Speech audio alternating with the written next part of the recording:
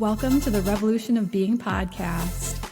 Here we get raw, deep, real, and discuss all things high-level spirituality, healing, money, and business. Together, we're going to be interviewing industry experts and bringing you wisdom and insights from our personal journeys and others with whom you can learn from. Collapse time as you evolve and enjoy the ride.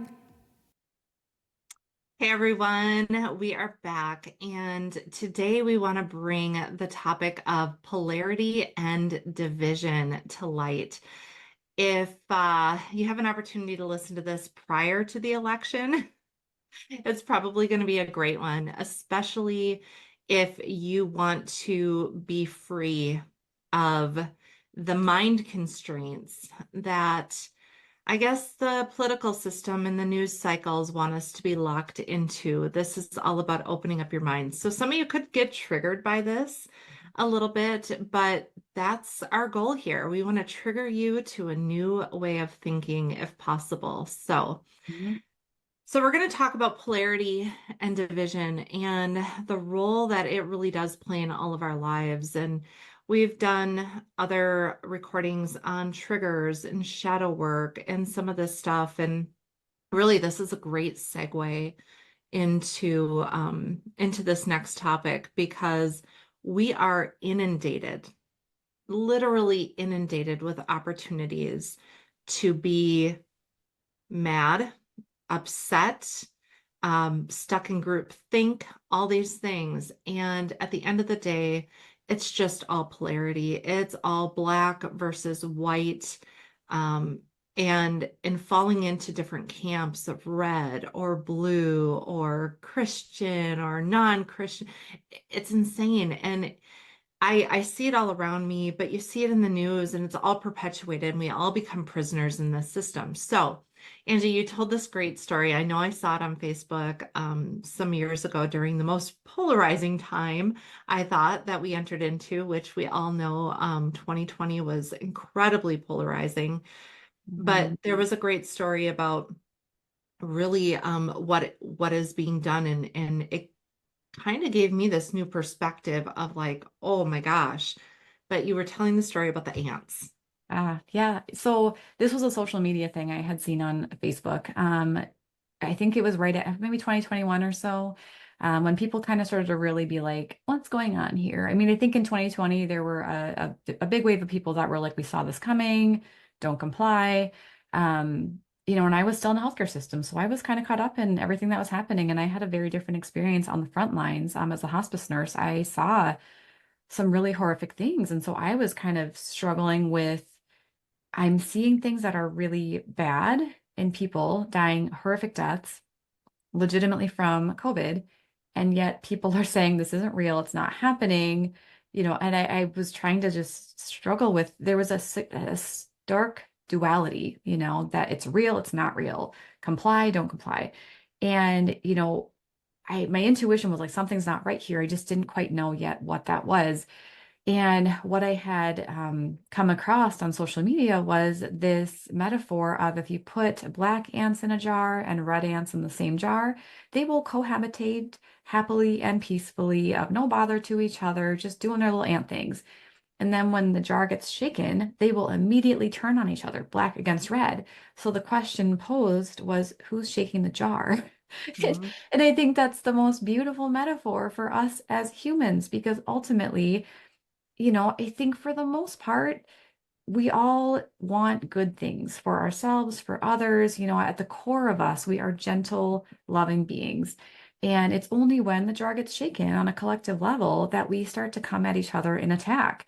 And we still see that so often. And now that, the political climate's heating up, it's really getting extreme. And now this may trigger, your cognitive dissonance and saying like, there's no separation. We are all the same beings at the core. We're all doing our very best with the resources we have. And that lends itself to having different viewpoints. And that's okay. And I think sometimes in this camp of polarity, it's an argument of, well, but aren't you for human rights? If you're on this side of the team, then it means this. And if you're on this side, it means that you're, against this. And it's like, well, no, like there can be a blending of viewpoints. But moreover, from the context of a person's lived experience, their perspective is very valid, right? Like we all have different journeys that have led us to have the beliefs we have. And ultimately, again, when we can look at humanity and say we are all doing the very best with the resources possible, and people are like, well, how can you then condone murder? Or how can you condone this? A lot of that comes to trauma, right? Like the people that are committing atrocious acts are not individuals who have probably been raised in very loving homes, or they've had other things happen where that's been normalized. If you grow up in a family of violence, you kind of become the outcast if you don't follow that. And that goes down to ego and to fitting in on a very core level. As people, one of our survival mechanisms is to make sure we fit in with the tribe. And that means if your tribe growing up was someone who they stole or they were, in certain gangs or whatever, that's going to be natural to you. So anything else is going to feel very threatening. Just like if you grow up in a very fundamentalist Christian family, you're probably going to have some beliefs about abortion or not. And that's okay because that was how you were raised. However, when you begin on a path of growth, um, whether you have a spiritual awakening or you just begin to say, like, something doesn't feel right here, you get to start challenging those ways of being indoctrinated. And that's really what this is about is unprogramming, the way we've been learned and taught to live. That, we don't have to have it be us versus them. And even politics, there's a phrase I like that, on both sides, it's two wings of the same bird. Like that doesn't matter. Like there's a front person who's like the head, but ultimately, like that's not what's actually running the ship here. And this idea that we have any control over what's happening is an illusion. All we absolutely can control as people is ourself, our choices. And my favorite, one of my favorite things to come back to, if you haven't read Viktor Frankl's A Man's Search for Meaning, that is an impeccable book on the power of how to show up. I mean, I'll go just briefly. He was a psychologist who was imprisoned in Auschwitz and several concentration camps. And it was the ultimate psychological experiment, essentially. He was able to watch humanity unfold and see not only some of the worst lived conditions in these concentration camps, but what people become in those environments. And it's not pretty. And, the people that would fight and that would be in just these incredibly difficult situations perpetuated their suffering in a sense because of the mindset they held. Whereas, his intention was, how can I show up with love? How can I show up and be supportive? If I can give you my bread, please take this. And you saw even in survival how differently the outcomes were, those who had a very negative fixed mindset versus those who kept curiosity and kept hope and had a belief that even in spite of this, there's still good in humanity. Check out the book. It's phenomenal, but I think it's such a great example of how we can look at everything in life and choose this is good or bad, but it's really not. It's just an experience. It's an experience that's helping us evolve and grow. And what a different energy, right? Yeah, it's massively different. It's really interesting because it poses the question, so who's shaking the jar, right? And that's where we should all be looking at that scenario and looking at the way things are playing out and just kind of like who's instigating the fight. Mhm. It's who's stirring the pot because we're all kind of in the same boat, right? And there's this idea that, well, it's these people that rock the boat. No, it's these people that rock the boat. These people don't row. And it's all these things, black versus white, red versus blue. It's their fault. It's their fault. It's their fault. But when you really look at the genesis of where that comes from historically, there's always a war on something and who's starting it. And they do make it one side versus another. And that's not where the unity is. And you brought up Auschwitz and things like that. And the irony of all this, when my oldest son was transitioning, I think it was from middle school to high school, they always do a field trip to Washington, D.C. And I Mhm. happened to chaperone that trip, and it happened to be during the election cycle with Trump and Hillary Clinton. And very interesting time, right? This is where we really started to see the jar get shaken. Mhm. And I was with this group of 13-year-old boys. I had five of them, I had four or five of them in my group, and we got to walk through the Holocaust Museum. And guys, if you've never been there, it is the most humbling experience. There's all these layers to this building. I've never walked through a museum with a bunch of people in complete silence before, but it was absolutely amazing, and heartbreaking. And there was all this stuff happening on the political front in the world, and there's all these ideas and thoughts, all this polarization starting. And I'm with this group of young boys. And, we live in a very small conservative area, right? So obviously there's a polarization in that in and of itself. And I saw these boys who had been learning about the Holocaust and just kind of observing and sad, right? I saw these rambunctious kids, most of them I've known all their life, just very young men at that point. And I remember we were walking through the area of the museum where there were photos of men and older women and children and just people with guns to their heads. These are photos taken before people were shot point blank. And this, I mean, it's got to create some level of trauma in a person to see that, because our viewpoint is these monsters. And I remember gathering these boys around, and I felt very compelled to say, listen, like what you're observing, I want you to remember this moment in time, because these men that are holding those guns didn't wake up one day and just say, I'm okay with murdering women or the elderly or children. I said they did not wake up and do that. They were conditioned. Mhm. They are people who had wives and children. These are not just a group of monsters. This is conditioning.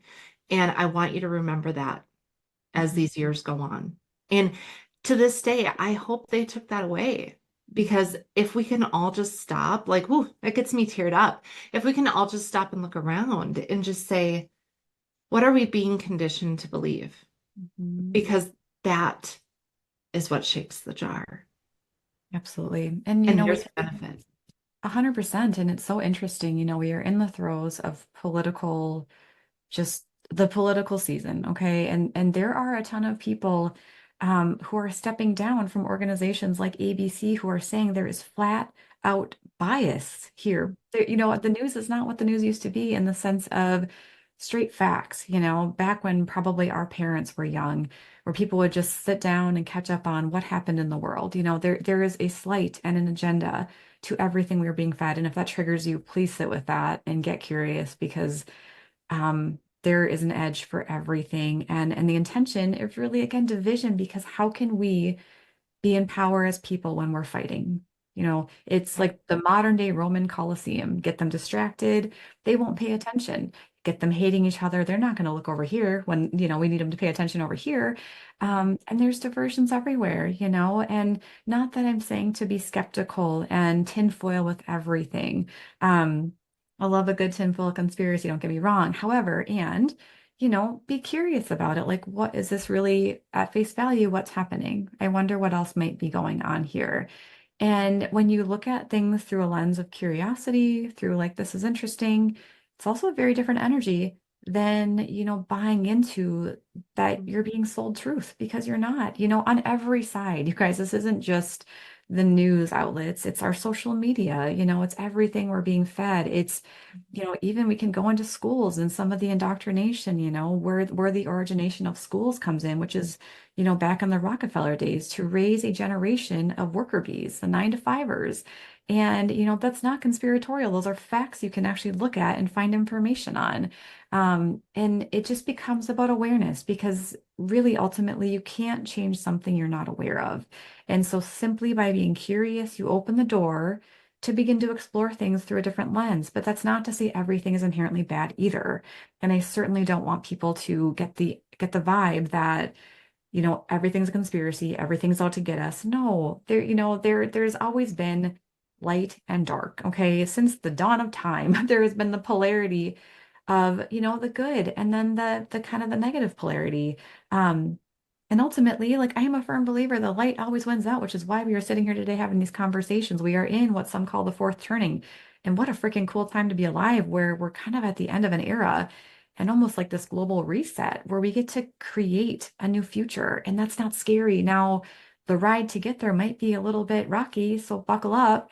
You got people like us that are going to help you. Like this is why we're so passionate about this because it's not a time to be in fear. It's not if the markets decline or something happens, they always bounce back.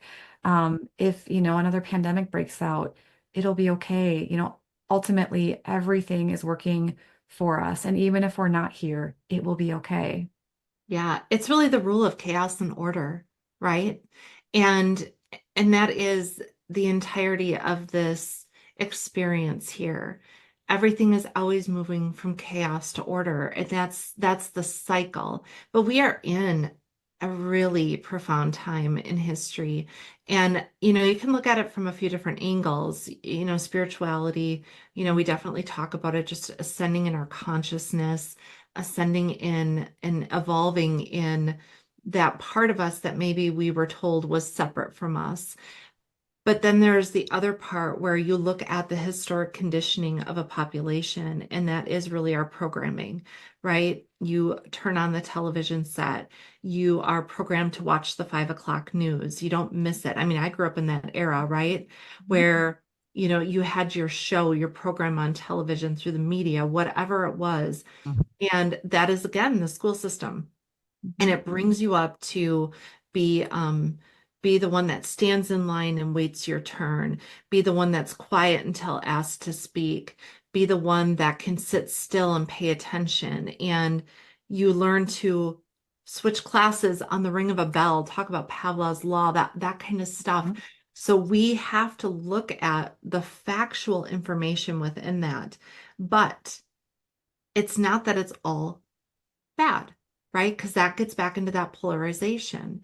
And so for every dark, there is a light, there is an equal, so above is below kind of a mindset.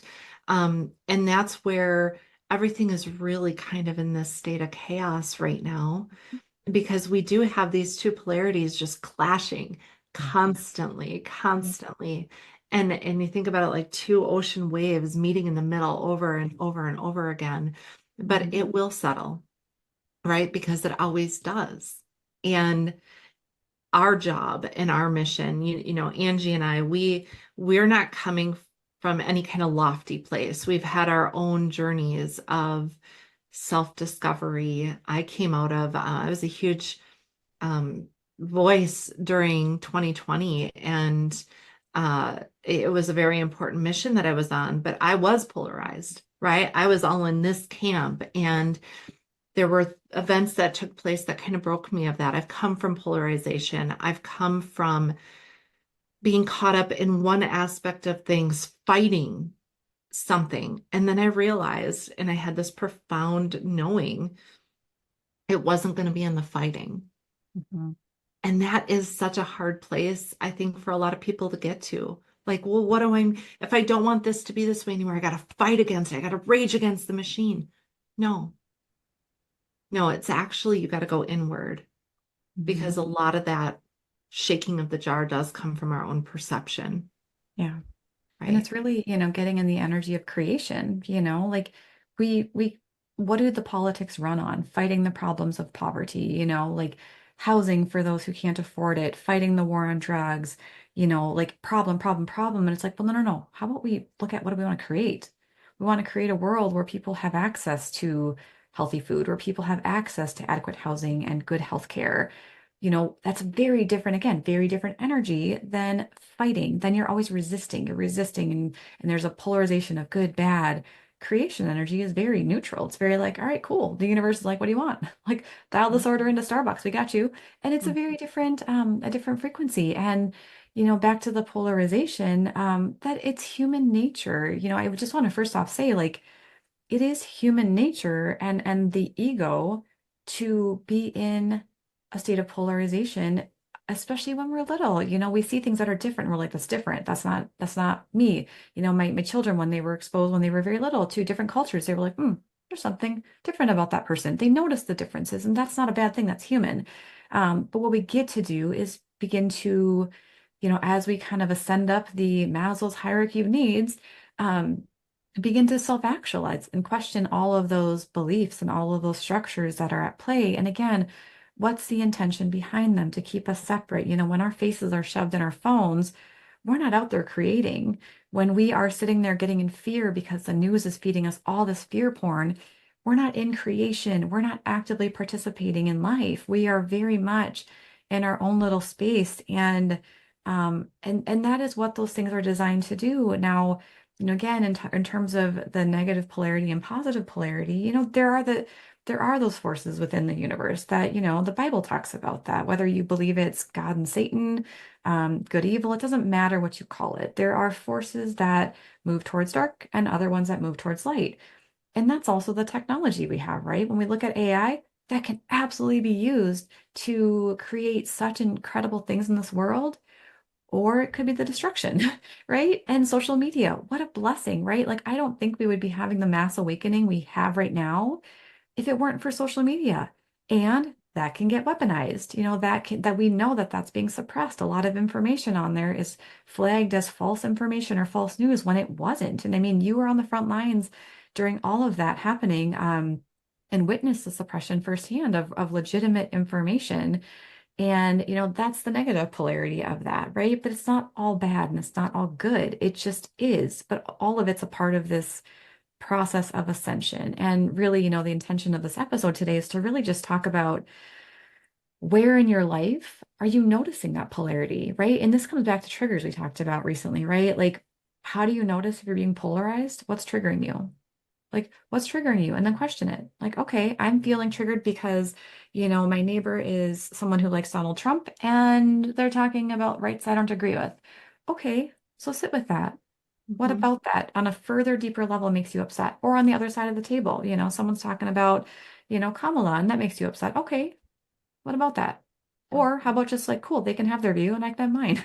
Like, Right. no harm, no foul. That's, it's not a personal attack. And one of the first things the first coach I hired had said years ago was, does it pertain to you? Mhm. Like, no, like their stuff doesn't pertain to me at all. Like on a very like tangible level, you having your beliefs does not pertain to me. It doesn't affect me in the least. Now, if you assert your beliefs at me, different conversation. If you're aggressively pushing things on me, I'm going to politely remove myself from the conversation. And, that's also just like, I don't have to be around that. But you having a certain flag in your yard doesn't mean anything about anything aside from your right to express that. Cool. Doesn't hurt me. Doesn't mean negative things are happening. Like, and that's really, I think, where it's like, what's your locus of control? Like, what actually can you control in this world? Because it's not a lot. We can influence some stuff around us, but ultimately, all we have control over is ourselves, our thoughts, how we show up in this world. And that's really what I try to educate my kids on, is um, we have no control of other people. We can influence possibly, but really the best way to do that is how we show up. So the more that we show up in this state of just genuine curiosity, love, open-heartedness, man, that fire is going to spread in the best way. And so, anyways, I don't need to, belabor the point here, but it really is a shift in thinking that takes a little while to get to because you're constantly having to evaluate your thoughts, evaluate the information you're receiving, and just wonder what's in it. What do I have to take from this? And then you get to decide. Yeah, it comes down to being curious, like you said. If we were all just more curious about, why would I see that? Why would they show me that? What could there be a greater objective? If we were all the same, our world would fail to progress. And I talk about this with businesses too, right? When I come into a business, the first thing I do is assess, who do we have here? And either I'm in chaos, I call it whitewater, or I'm on the treadmill, right? And a lot of times it's because we naturally, as humans, want to group think. We want to be around people who think the same way, who act the same way, who have the same values. Those are all important things. And there's certain things like does attract like. Like that's a beautiful gift we have because we're energetic beings Mhm. first. But the danger of that is, I don't know, the Holocaust, right? and things like that. So to say that we should all have the same methodology for getting from point A to point B or feel exactly the same is a very dangerous territory. And that's where division can actually be a good thing. We want to have people divided in their ideas and their thoughts, right?